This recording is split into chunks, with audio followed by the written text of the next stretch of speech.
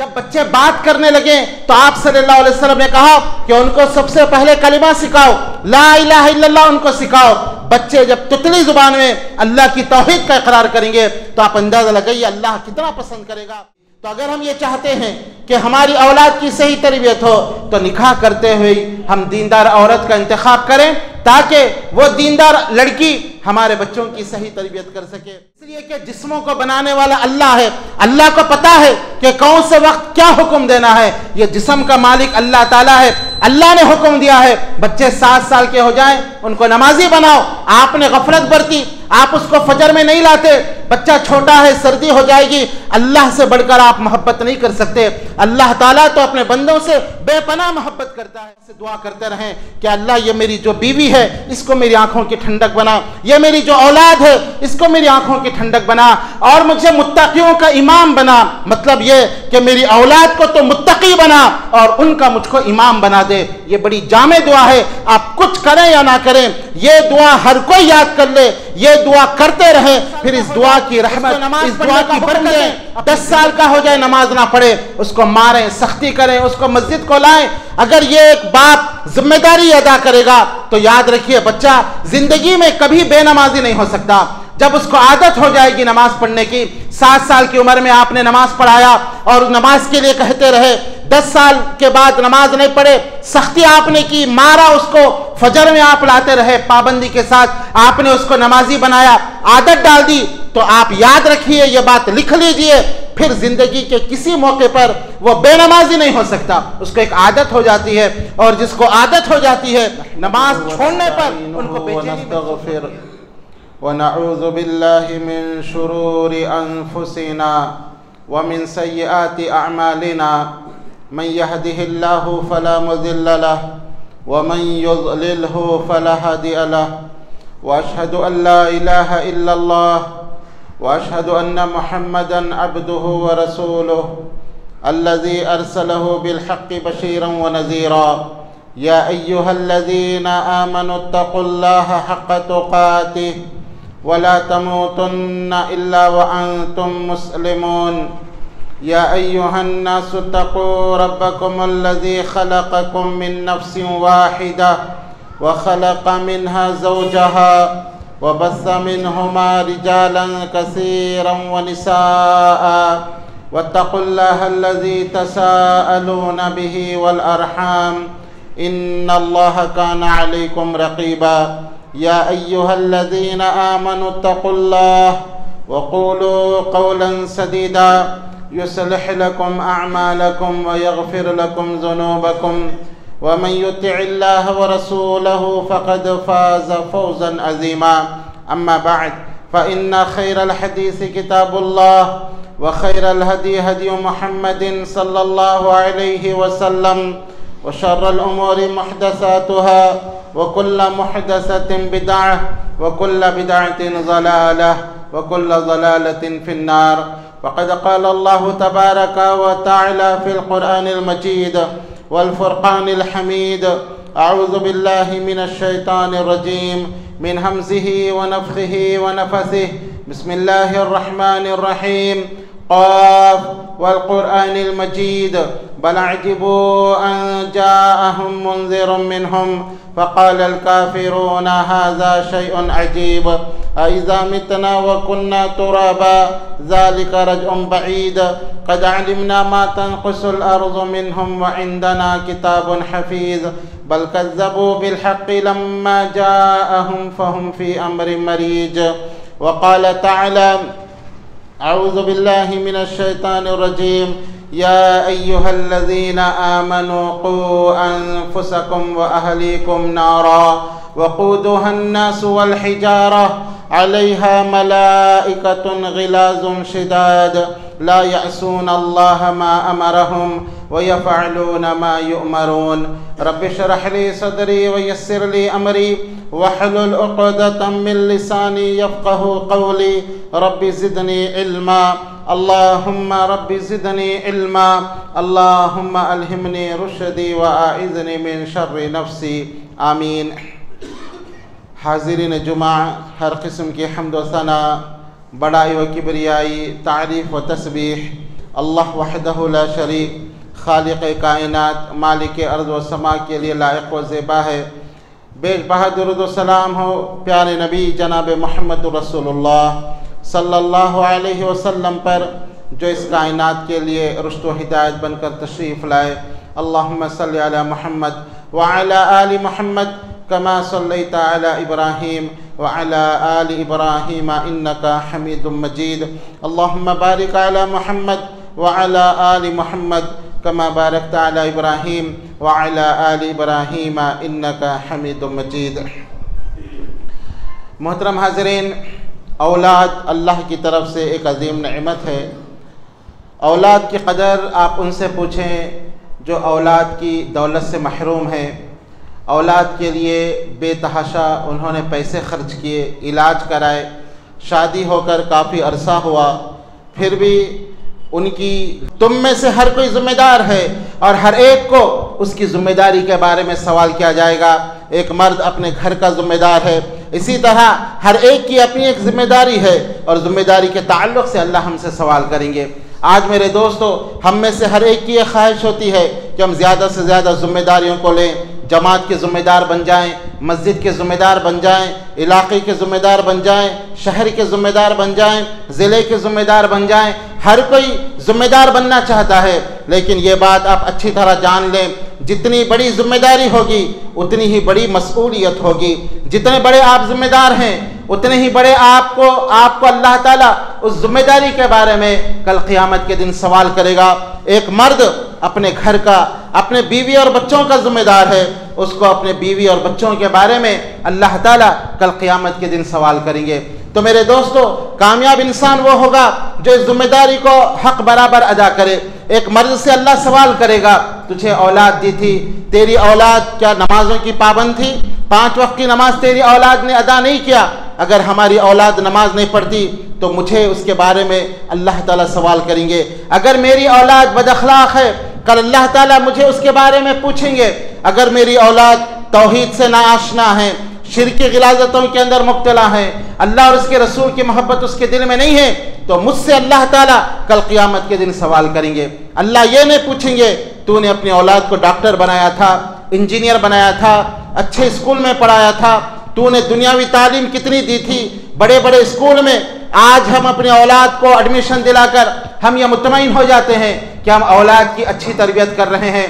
बड़े स्कूल में हमने दाखिला दिला दिया, औलाद के लिए हमने बड़ी प्रॉपर्टी खरीद ली है, औलाद के लिए हमने बड़े घर बना दिए हैं, हमने औलाद का हक़ अदा कर दिया, हम ये समझते हैं। लेकिन मेरे दोस्तों, कल क़यामत के दिन अल्लाह ये सवाल नहीं करेंगे कि तूने अपनी औलाद को कितना प्रॉपर्टी तू छोड़ कर आया, कितने घर तूने दिए थे, कितनी बिल्डिंगें तूने अता की थी, दुनियावी कितनी तालीम तुमने अपनी औलाद को सिखाई थी। ये मुझसे और आपसे सवाल नहीं होगा। सवाल क्या होगा? दीन तुमने कितना सिखाया था, अल्लाह की मारिफत कितनी अदा की थी, अपनी औलाद को नमाजी बनाया था कि नहीं, उसको अच्छे अखलाक सिखाए थे कि नहीं, अल्लाह और उसके रसूल की मोहब्बत उसके दिल में तुमने डाला था कि नहीं।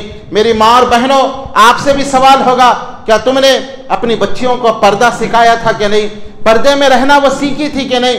ये जिम्मेदारी का मेरे दोस्तों मुझसे और आपसे अल्लाह ताला सवाल करेगा। इस आयत के अंदर अल्लाह ने उसी की तरफ इशारा किया।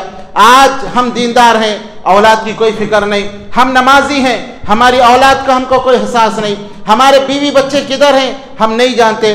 फजर में हम उठकर आते हैं, बीवी बच्चे घर में सोते हैं, हमें उसका एहसास नहीं। लेकिन याद रखिए, कल अल्लाह क़यामत के दिन मुझे और आपको हमारी औलाद के बारे में, हमारे बीवी बच्चों के बारे में अल्लाह ताला सवाल करेगा।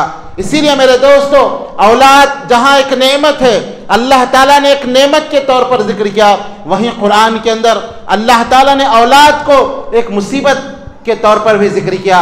आप देखें, कुरान के अंदर अल्लाह ने एक जगह औलाद को नेमत कहा, जैसे नूह अलैहिस्सलाम ने अपने कौम को नसीहत करते हुए कहा था, इस्तगफिरू रब्बकुम इन्नहु कान गफ्फारा युरसिलिस समाअ अलैकुम मिदरारा व युमदिदकुम बिअमवालिन व बनीन व यजअल लकुम जन्नातिन व यजअल लकुम अनहारा। नूह अलैहिस्सलाम ने कहा, जो इस दुनिया के सबसे पहले रसूल थे, ऐ मेरी कौम के लोगों, इस्तगफिरू रब्बकुम, अपने रब से तौबा व इस्तिग़फ़ार करो, इन्नहु कान गफ्फारा, वो तो माफ़ करने वाला है, युरसिलिस समा अलैकुम मिदरारा, इस्तिग़फ़ार करोगे क्या क्या इनामात वो तुमको देगा, आसमान से मूसलाधार बारिश बरसाएगा। और दूसरा इनाम क्या होगा, वो युमदिदकुम बि अमवाल, तुम्हारे माल में अल्लाह ताला इजाफा करेगा, वल बनीन, तुमको नरीना औलाद अल्लाह ताला अता करेगा, व यजअल लकुम जन्नात, तुमको बागात अता करेगा, व यजअल लकुम अनहारा, तुमको नहरें अता करेगा। यहाँ पर आप देखें अल्लाह ताला ने औलाद को एक नेमत के तौर पर जिक्र किया है, और एक जगह अल्लाह ताला ने औलाद को तोहफे के तौर पर भी जिक्र किया। फरमाया वलिल्लाहि मुल्कुस समावाति वल अर्द यख्लुकु मा यशा यहबु लिमन यशाउ इनासा व यहबु लिमन यशाउ ज़ुकूर, ज़मीन व आसमान की बादशाहत अल्लाह के लिए है, वो जो चाहता है पैदा करता है। यहबु लिमन यशाउ इनासा, जिसको चाहता है तोहफे में बेटियां अता करता है, वो यहबु लिमन यशाउ ज़ुकूर, और जिसको चाहता है तोहफे में बेटे अता करता है, और जिसे चाहता है कुछ नहीं देता। जिसे चाहता है बेटे और बेटियां अता करता है, और वो जिसको चाहता है कुछ नहीं देता। तो इस आयत में अल्लाह ताला ने तोहफे के तौर पर औलाद को जिक्र किया है। इससे पहले की आयत में नेमत के तौर पर अल्लाह ताला ने औलाद को जिक्र किया है, और कहीं अल्लाह ताला ने दुश्मन के तौर पर भी औलाद को जिक्र किया। फरमाया या अय्युहल्लज़ीना आमनू या अय्युहल्लज़ीना आमनू इन्ना मिन अज़वाजिकुम व औलादिकुम अदुव्वुल लकुम फहज़रूहुम, ऐ वो लोगों जो ईमान लाए हो, बेशक तुम्हारी बीवियां और तुम्हारी ये बेटे, तुम्हारे ये औलाद, अदुव्वुल लकुम, ये तुम्हारे दुश्मन हैं, फहज़रूहुम, इनसे एहतियात से रहना, खबरदार होकर रहना, इनकी दुश्मनी तुमको सीधे रास्ते से हटा ना दे, ये तुम्हारे दुश्मन हैं, तुम एहतियात से रहना। इस आयत में अल्लाह ताला ने औलाद को दुश्मन के तौर पर जिक्र किया है, एक जगह नेमत के तौर पर जिक्र किया है, एक जगह दुश्मन के तौर पर जिक्र किया है। तो मेरे दोस्तों, औलाद नेमत भी है, औलाद दुश्मन भी है। औलाद नेमत कब है, जब हम औलाद की सही तरबियत करेंगे, अच्छी तरबियत करेंगे, यह औलाद हमारे लिए नेमत होगी, यह औलाद हमें जन्नत में जाने का सबब बनेगी, जरिया बनेगी। लेकिन मेरे दोस्तों, अगर औलाद की हमने सही तरबियत नहीं की तो यह औलाद हमारे लिए दुश्मन बनेगी। तो मेरी और आपकी जिम्मेदारी है कि हम औलाद की सही तरीके से तरबियत करें। आइए इस मुख्तसर से वक्त में औलाद की तरबियत के चंद उसूल मैं बताना चाहता हूँ, ताकि हम अपने औलाद की ऐसी तरबियत करें जो शरीयत मुताहरा हमसे चाहती है। हम ये सोचते हैं औलाद की तरबियत के ताल्लुक़ से कि औलाद हमारी, बच्चे अभी छोटे हैं, बच्चे छोटे 3-4 साल के हैं, बाद में बच्चों की तरबियत की जाएगी। लेकिन मेरे दोस्तों, औलाद की तरबियत अगर आप अच्छी करना चाहते हैं तो आप जब आप शादी करने का इरादा रखें, जभी से औलाद की सही तरबियत का अपने जहन में रखें। अगर आप ये चाहते हैं कि आपकी औलाद अच्छी बने और औलाद की आप सही तरबियत करें, तो फिर आप निकाह भी दीनदार औरत से करें, ताकि एक दीनदार औरत अपने बच्चे की सही तरबियत कर सके। नबी अकरम सल्लल्लाहु अलैहि वसल्लम ने इसीलिए फरमाया कि एक औरत से 4 चीज़ों को देखकर निकाह किया जाता है। एक, उसके माल को देखा जाता है, उसके हसब व नसब को देखा जाता है, और उसकी खूबसूरती को देखा जाता है, और उसकी दीनदारी को देखा जाता है। फज़फर बिज़ाति दीन, आप सल्लल्लाहु अलैहि वसल्लम ने हमको मशवरा दिया कि तुम दीनदार औरत से शादी करो, दीनदार लड़की से शादी करो। अगर तुम दीनदार लड़की से शादी करोगे तो उसके जो की गोद में औलाद नहीं है और वो औलाद की चाहत में परेशान है, तो अल्लाह ताला ने अगर हमें औलाद अता की है तो इस पर अल्लाह का शुक्र अदा करें, और फिर औलाद की सही अंदाज से तरबियत करें। इसलिए कि ये हमारी ज़िम्मेदारी है कि हम अपनी औलाद को जहन्नुम के अज़ाब से बचाएं। खुतबे मसनूना के बाद मैंने सूरह तहरीम की जो आयत आपके सामने पढ़ी, उसमें अल्लाह ताला उसी की तरफ इशारा करते हुए इरशाद फरमाया, या अय्युहल्लज़ीना आमनू क़ू अनफुसकुम व अहलीकुम नारा, ऐ वो लोगों जो ईमान लाए हो, तुम अपने आप को जहन्नुम के आग से बचाओ, और अपने अहल व अयाल को, अपने बीवी बच्चों को भी जहन्नुम की आग से बचाओ। वक़ूदुहन्नासु वल हिजारा, जिसके ईंधन इंसान और पत्थर है, जिसका ईंधन डीजल और पेट्रोल नहीं है, बल्कि वो जहन्नुम की आग की खुसूसियत यह है कि उसका ईंधन इंसान और पत्थर हैं। जैसे इंसानों को डाला जाएगा वो आग उसी तरह भड़कते जाएगी, और आग की शिद्दत में तेज़ी होती जाएगी। तो उस आग से तुम अपने आप को भी बचा लो, अपनी ज़ात को भी बचा लो और अपने बीवी बच्चों को भी उस आग से बचाओ जिसका ईंधन इंसान और पत्थर है। अलैहा मलाइकतुन गिलाजुन शिदाद, और उसके ऊपर बड़े सख्त दिल फरिश्ते मुकर्रर हैं। ऐसे फरिश्ते जो जहन्नमियों की चीख व पुकार सुनकर भी उनको ज़रा भी तरस नहीं आता, ज़रा भी रहम नहीं आता। बड़े सख्त दिल फरिश्ते उस आग के ऊपर मुकर्रर किए गए हैं। अलैहा गिलाजुन शिदाद ला यअसून अल्लाह मा अमरहुम, वो फरिश्ते अल्लाह के हुक्म की नाफरमानी नहीं करते। वो यफ़अलूना मा युमरून, वही करते हैं जिसका उनको हुक्म दिया गया है। अल्लाह के फरमाबरदार फरिश्ते हैं। जहन्नमियों की चीख व पुकार का उन पर ज़रा भी असर नहीं होता। जहन्नमी पानी के लिए 1000 साल तक पुकारेंगे, लेकिन जहन्नुम के जो दारोगे हैं उन पर कोई असर नहीं होगा। आखिर में जहन्नमी दारोगे से कहेंगे, या मालिकु लियक़ज़ी अलैना रब्बुक क़ाल इन्नकुम माकिसून। ऐ मालिक, जहन्नुम के दारोगे का नाम मालिक है। कहेंगे, ऐ मालिक, अल्लाह से कहो अगर मारना है तो हमको मार दे। ये कब तक हम तड़पते रहें, बिलकते रहें, ऐसे अभी कब तक हम तड़पते रहें? वो जवाब देगा, इन्नकुम माकिसून, तुम तड़पते रहो, यही तुम्हारी सज़ा है, तुम्हारा अज़ाब हल्का नहीं किया जाएगा। जहन्नमी जहन्नुम से निकलने की कोशिश करेंगे, उनको उसके अंदर ढकेल दिया जाएगा।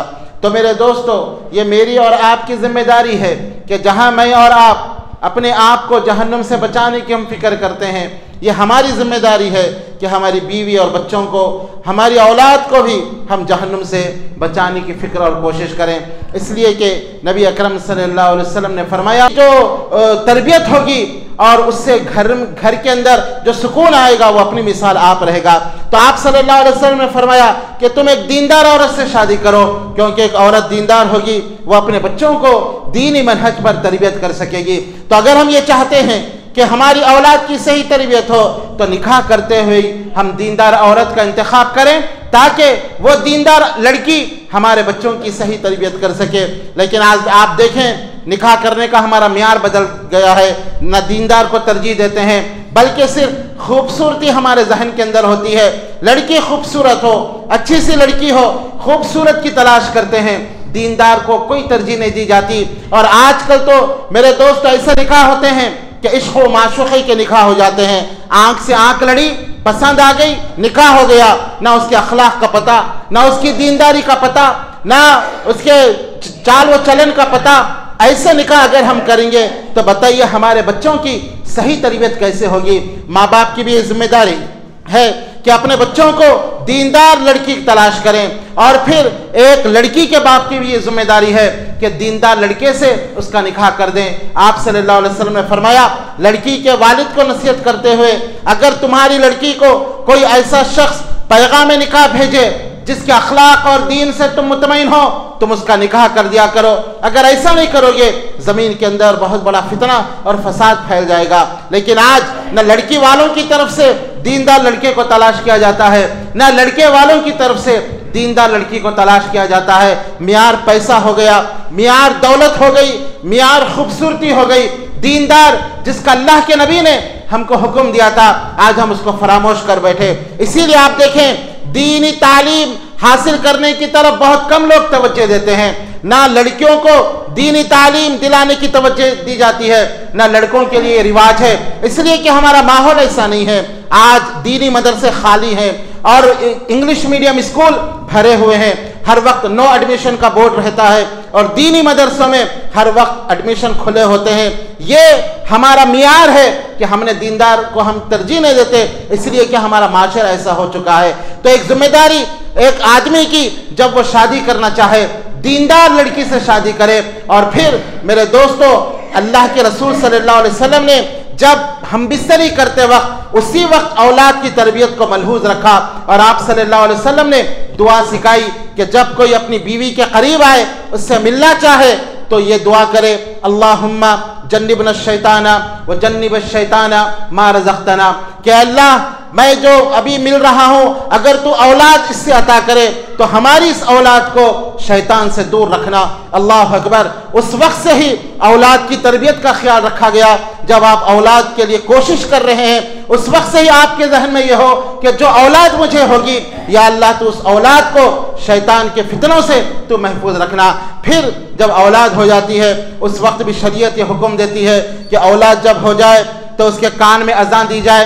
कान में अजान देने के बारे में जो रिवायत है, बाज़ उलमा उसको ज़ईफ़ कहते हैं, लेकिन ज़रूरी तो नहीं है। लेकिन अगर कोई अजान दे तो यह अल्लाह की तौहीद सबसे पहले उसके कान में, इसीलिए बाज़ उलमा ने इसको मुस्तहब कहा है। अगर कोई बच्चा पैदा होते ही उसके कान में अजान दे और अल्लाह की तौहीद की सदा उसके कानों में अगर गूंजे, इससे बढ़कर और क्या बात हो सकती है। और फिर सुन्नत का तरीका यह है, जब बच्चा पैदा हो तो किसी नेक इंसान के पास उसको ले जाया जाए ताकि वो खजूर अपने मुंह में नरम करके उस बच्चे को खिलाए, और उस नेक इंसान का लौब और उसका थूक सबसे पहले उस बच्चे के मुंह में जाए। यह भी सुन्नत से साबित है। नबी अकरम सल्लल्लाहु अलैहि वसल्लम, आपने वो वाक़या सुना उम्मे सुलैम रज़ी अल्लाह अन्हा का, जब उनका औलाद हुई तो उन्होंने अपने बेटे अनस रज़ी अल्लाह अन्हु को, वो उनका भाई को दिया और कहा कि अल्लाह के नबी के पास जाओ। और जैसे ही नबी अकरम सल्लल्लाहु अलैहि वसल्लम के पास उस बच्चे को लाया गया, आपने उस बच्चे का नाम अब्दुल्ला रखा, अब्दुल्ला आपने नाम रखा, और आप खजूर लेकर आपने अपने मुंह में उस खजूर को नरम किया। फिर आप सल्लल्लाहु अलैहि वसल्लम ने उस बच्चे के मुंह में रखा तो वो लड़का बड़े शौक से खजूर चूस रहा था। तो आप सल्लल्लाहु अलैहि वसल्लम ने कहा, ये अंसार के बच्चे हैं जिन्हें खजूर से मोहब्बत है। बच्चा अभी पैदा हुआ लेकिन देखो कितने शौक से ये खजूर खा रहा है। तो ये भी एक सुन्नत है, जो सुन्नत आज हमसे मफकूद हो गई है। इस सुन्नत को भी जिंदा करे।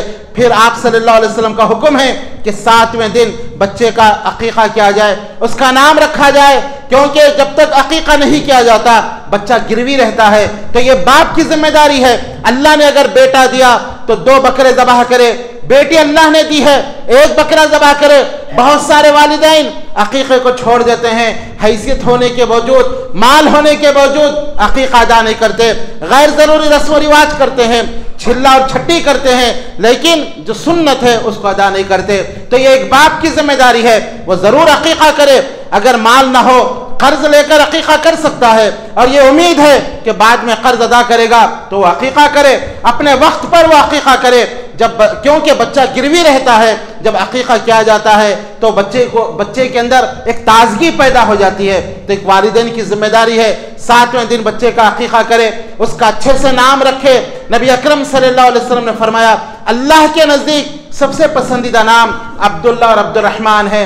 ऐसे नाम जिसमें अबदियत हो, जिसमें आजिज़ी हो, वो अल्लाह को पसंद है। तो अच्छे नाम रखें। लेकिन आज हमारे माशरे के अंदर एक नया रिवाज पैदा हो गया है। हम ये चाहते हैं हमारे बच्चे का ऐसा नाम हो जो दुनिया में कोई और वो नाम ना रखे।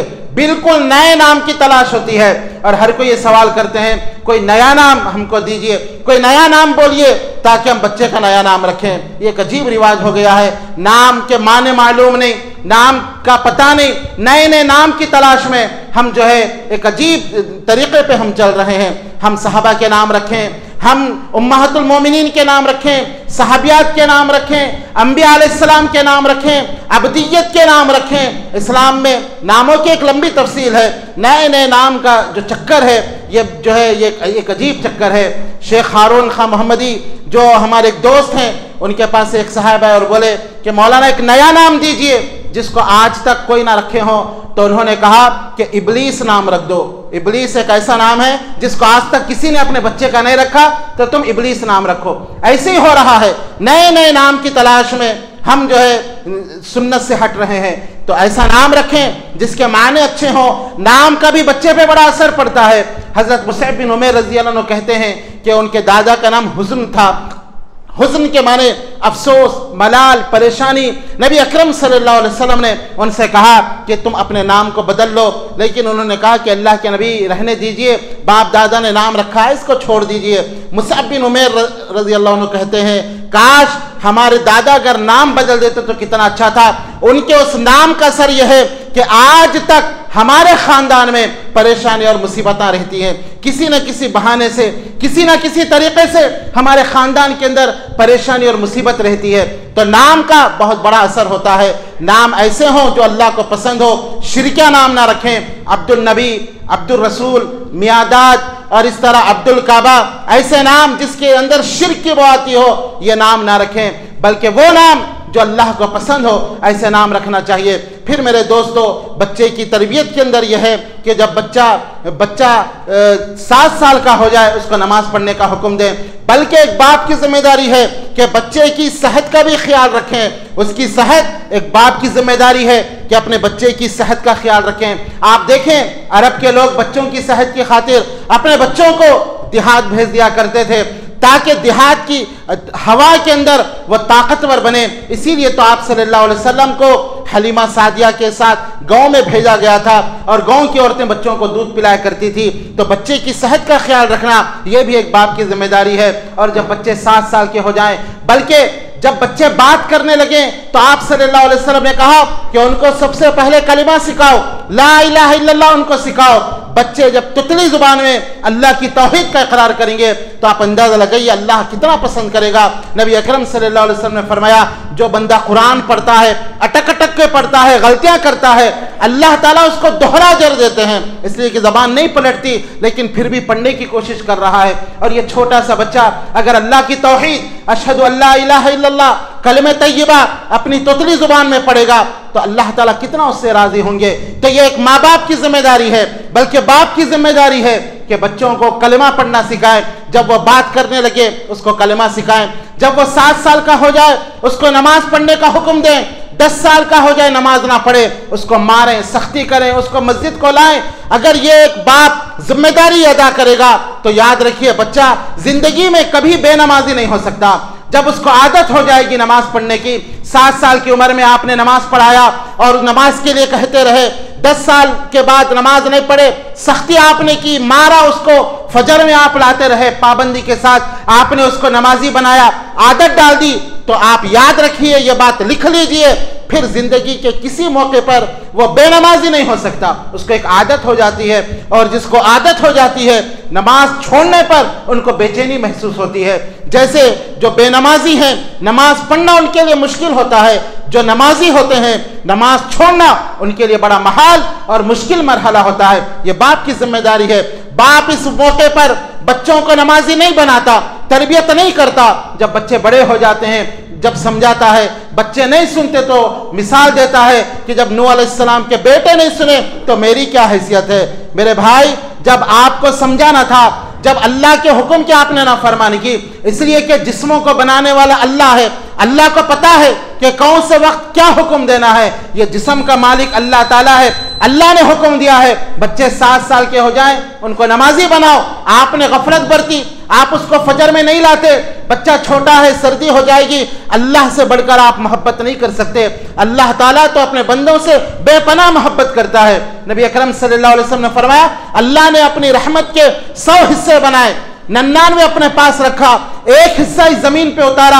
आदम अलैहिस्सलाम से लेकर क़यामत तक के तमाम इंसानों में, बल्कि जानवरों में, जिनों में, अल्लाह के चौपायों में, हर मखलूक़ात में वो अल्लाह की एक रहमत को बांटा गया, जिसकी वजह से वो मखलूक़ात भी अपने बच्चों पर रहम करते हैं। अल्लाह हमसे ज्यादा हमारे बच्चों से मोहब्बत करने वाला, रहम करने वाला है। हमको क्या इख्तियार, हम ये सोच कर के बच्चे छोटे हैं, बच्चे अभी सो रहे हैं, स्कूल का उनको होमवर्क है, हम बच्चों को नमाज को नहीं उठाते। अल्लाह की कसम, कल क़यामत के दिन मुझसे और आपसे अल्लाह सवाल करेगा, क्या तुमने अपने बच्चों को बेनमाजी क्यों बनाया? क्यों तुमने उस उम्र में जब उनको नमाजी बनाना था, 7 साल की उनकी उम्र थी, क्यों तुम उनको लिहाफ उड़ाकर सुलाकर तुम मस्जिद को आते थे? क्या मेरे दोस्तों हम जवाब देंगे? हम तो अल्लाह से ज्यादा अपनी औलाद से मोहब्बत नहीं करते, किसी हद तक नहीं करते। अल्लाह तो बड़ा मेहरबान है, गफूर रहीम है, उसने जिम्मेदारी दी, मेरी और आपकी जिम्मेदारी है हम बच्चों को फजर में नमाज को उठाएं, सर्दी की परवाह ना करें, उनके मेहनत की परवाह ना करें, उनके स्कूल के होमवर्क की परवाह ना करें, बल्कि अल्लाह के हुक्म पर अमल करें।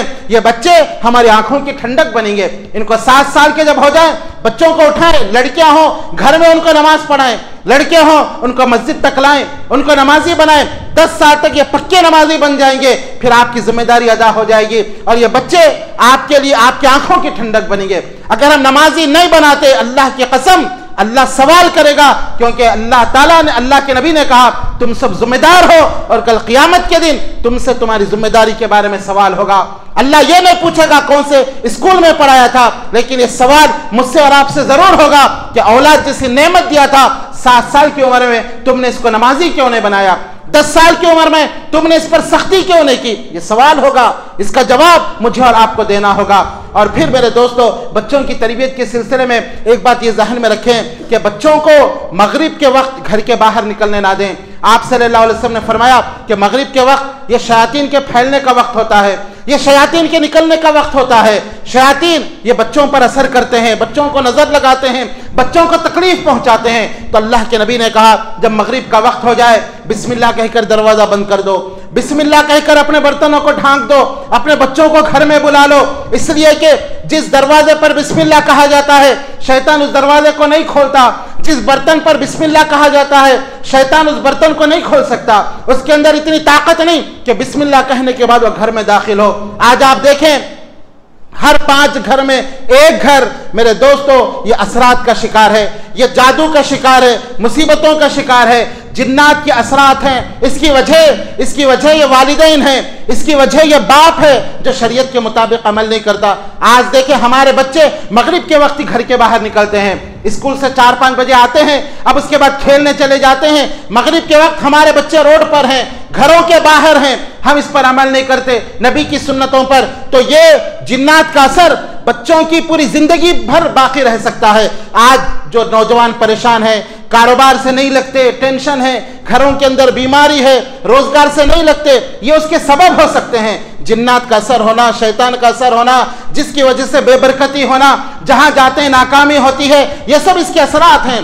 जरूरी नहीं कि किसी पर शैतान का असर हो, वो दीवाना पुकारे, वो जो है पागल हो जाए, ये जरूरी नहीं, किसी भी किस्म का असर हो सकता है। आज डिप्रेशन का शिकार नौजवान हो जाते हैं, खुदकशी कर रहे हैं, आज उनको तरक्की नहीं मिलती। ये सब उसी के असरात होते हैं जो बचपन में किसी जिन और शैतान ने उनको जो है उनको मस कर दिया हो, उनको हाथ लगा दिया हो। तो ये एक माँ बाप की जिम्मेदारी है कि जैसे ही मगरिब हो जाए, मगरिब से पहले बच्चों को बुला लें, दरवाजे बंद कर लें, मगरिब की नमाज, मगरिब की अज़ान नमाज, बच्चों को जो है नमाज को मस्जिद भेजें, लेकिन कम से कम 1-8 घंटा 1-2 घंटे मगरिब के वक्त बच्चों को घर में रखें, ताकि शैतान के फितनों से ये बच्चे महफूज रह सकें। इसी तरह आप सल्लल्लाहु अलैहि वसल्लम की तालीमात में एक तालीम यह है कि आप सल्लल्लाहु अलैहि वसल्लम से पहले सोने को के बाद बातचीत करने को सख्त नापसंद करते थे।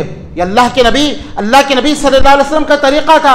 हम भी घर के अंदर ये मामूल बना दें कि इशा के बाद कोई बात ना करें, इशा के बाद घर में सब सो जाएं, सोने का माहौल बनाएं। इशा के बाद जो सो जाते हैं वो सेहतमंद रहते हैं। आप देखें, क्योंकि रात अल्लाह ने आराम के लिए बनाया है, हमने रात भर काम करना शुरू कर दिया, आज बीमारियां हमारा मुकद्दर बन गई। कैसी कैसी बीमारियां आज आ रही हैं, पहले जमाने में इन बीमारियों का तस्वुर नहीं था, ये बीमारियों के बारे में हम सुनते नहीं थे। क्यों? पहले के लोग फितरत पर अमल करते थे, दिन में मेहनत करते, रात होते ही जो लाइट नहीं होती, कनेक्ट नहीं होता, अंधेरा रहता, रात होते ही सब आराम कर लेते, सेहतमंद लोग रहते। लेकिन आज हमने फितरत को छोड़ दिया, अल्लाह के बनाए हुए कानून को हमने छोड़ दिया। कैसे कैसे बीमारियों का हम शिकार हो रहे हैं। रात आप इशा पढ़कर सो जाएं, आपकी बीमारियां खत्म हो जाएंगी। ये बात याद रखें, आपको अगर 100 बीमारियां हो, आप आदत डालें कि इशा पढ़ते आप सो जाएं, फौरन सो जाएं, फिर देखें आपको कहीं डॉक्टर के पास जाने की भी जरूरत नहीं, आपका जिस्म आपकी बीमारियां खारिज कर देता है। ये साइंस भी आज कहती है। सुन्नत पर अमल करोगे तो सलामत रहोगे, सुन्नत पर अमल करोगे तो सेहतमंद रहोगे। सुन्नत को हमने छोड़ दिया, बीमारियों का शिकार हो गए। नबी सल्लल्लाहु अलैहि वसल्लम सख्ती से नापसंद करते थे कोई इशा के बाद बात करे, मगरिब के बाद खाना खा लेते, बल्कि बाज़ रिवायतों में है कि मगरिब से पहले ही उस जमाने में शाम का खाना खाया जाता था। मगरिब के बाद बस आप सल्लल्लाहु अलैहि वसल्लम आराम नहीं करते, लेकिन इशा पढ़ते ही फौरन आप सो जाया करते, इल्ला ये कि कोई ज़रूरी काम हो। लेकिन आज आप देखें, रात के 10 बजे, 11 बजे, 12 बजे, रात का खाना 10 बजे खाना, 11 बजे खाना, 12 बजे खाना, फिर खाना हजम नहीं होना, फिर बीमार हो जाना, फिर जो है बीमारियां, हमारा जिस्म बीमारियों का घर बन जाना, यह सब सुन्नत को छोड़ने की वजह से ये हो रहा है। तो हमें चाहिए हम आदत बना लें, घर का माहौल बनाएं कि इशा के बाद कोई नहीं जागेगा। बच्चों को होमवर्क करना है, बच्चों को कहें 4 बजे रात से आप उठकर होमवर्क करें, तहज्जुद पढ़ें, आप होमवर्क करें, होमवर्क करने के लिए 4 बजे उठें, उसके बाद होमवर्क करें। लेकिन इशा पढ़ते ही घर में सोना है, सबको सो जाना है इशा पढ़ते ही, ताकि सुन्नत पर अमल हो, सब सेहतमंद रहें। बच्चों को उठने की आदत डालें, तहज्जुद पढ़ने की आदत डालें, बच्चे सेहतमंद रहेंगे, स्कूल में भी फर्स्ट आएंगे, अच्छा पढ़ेंगे, दुनिया और आखिरत उनके बनेगी। लेकिन हम 10, 11, 12 बजे तक हम जागते बच्चों को जगाते हैं, बच्चे बीमार हो रहे हैं और आज आपके सामने सब कुछ है। तो मेरे दोस्तों, इशा पढ़ के सोना ये नबी अकरम सल्लल्लाहु अलैहि वसल्लम का तरीका था। और भी बहुत सारी चीजें हैं, वक्त हो गया है, लेकिन चंद बातें मैं आपके सामने बताया। आखिरी बात मैं कहना चाहता हूं कि एक वालिद की जिम्मेदारी है अपने बच्चों के लिए दुआ भी करते रहें, क्योंकि इंसान कोशिश करता है, लेकिन जब तक अल्लाह का हुक्म ना हो कुछ नहीं हो सकता। अल्लाह से दुआ करते रहना है। और अल्लाह ताला ने नेक लोगों की दुआ कुरान के अंदर नकल की। सूरह फुरकान में अल्लाह ताला ने फरमाया, जो अल्लाह के नेक बंदे हैं वो दुआ करते हैं, रब्बना हब लना मिन अज़वाजिना व ज़ुर्रिय्यातिना क़ुर्रत अयुन वजअलना लिलमुत्तक़ीना इमामा। ऐ हमारे रब, हब लना मिन अज़वाजिना व ज़ुर्रिय्यातिना, हमारे बीवियों और हमारे बच्चों को क़ुर्रत अयुन, हमारी आंखों की ठंडक बना, वजअलना लिलमुत्तक़ीना इमामा, और हमको मुत्तक़ियों का इमाम बना।